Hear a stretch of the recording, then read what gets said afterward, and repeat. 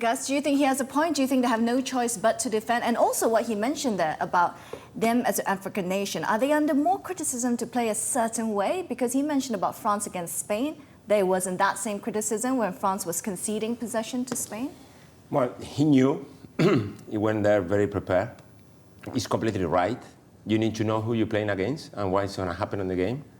You know, it would be the opposite if he thinks before the game, no, we're going to keep the ball more possession than Spain, when big teams at the end of it. The most important thing here is that he's convinced what he's doing, that the players are doing what he's convinced they have to do. And yesterday we talked about how the teams that were getting into the quarterfinals. This team comes there without conceding against Croatia, without conceding against Belgium, without conceding against Spain. What is wrong with that? That's magnificent.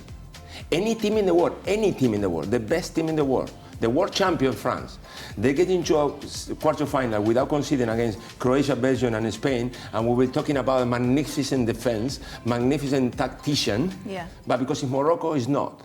I think it's very unjust, and I think he's right. Why do you think they are under maybe just a little bit Because we are in a criticism? world nowadays that we always looking for the negative. If you say something negative, people will listen to you. If you are too positive, they say, no, it's too positive. And we need to reinforce the positivity. What Morocco is doing until today, before playing Portugal, is absolutely magnificent. And if they get through here, they're going to be the first team from Africa in the history of the World Cup to be in semi-final. So what are they talking about? Why you can be so negative? I don't understand. Do you think it is unjust because they are an African nation that maybe, like he mentioned, France as a European nation don't come under the similar levels of criticism? I don't think it's that at all. I just think that people pick up on something. They want to, as Gus said, they want to go negatively. He hasn't conceded goals. Do you know what?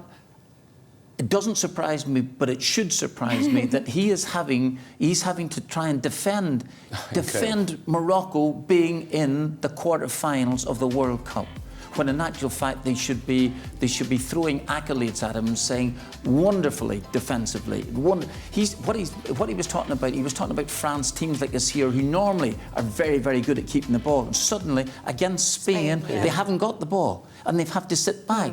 But they don't take the criticism in the same manner. You're spot on, Michelle. It is so ridiculous, it's untrue. Well, I just want to talk about a manager quickly, because such an achievement he has. He's set to be the first African manager to be representing, to be taking charge at a World Cup quarter-final. More often than not, we talk about the pressure on players to perform at a level that maybe they haven't experienced before on a big stage. For a manager, though, for him to have that pressure on him, and he's not just representing Morocco, even though he's French-born, he's Moroccan blood, he's also representing Africa as a continent, and everyone's rooting for Morocco from Africa.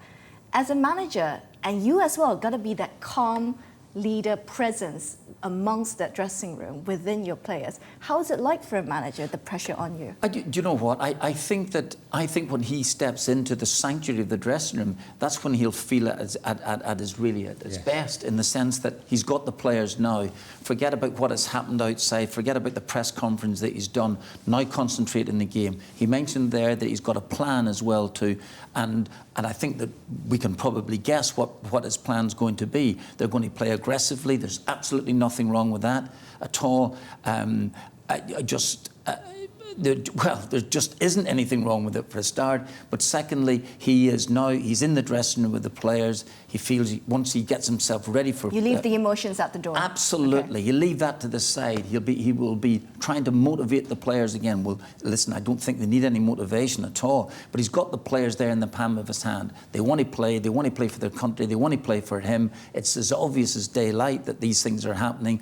And regardless of the result today, regardless of the result, you know, they have done wonderfully well, and now he will be thinking. I think he will actually embrace it, believe it or not. I don't think he will feel that this is a pressure. I think he feels as if they've done enough now at this minute to warrant their position. Let's go for this.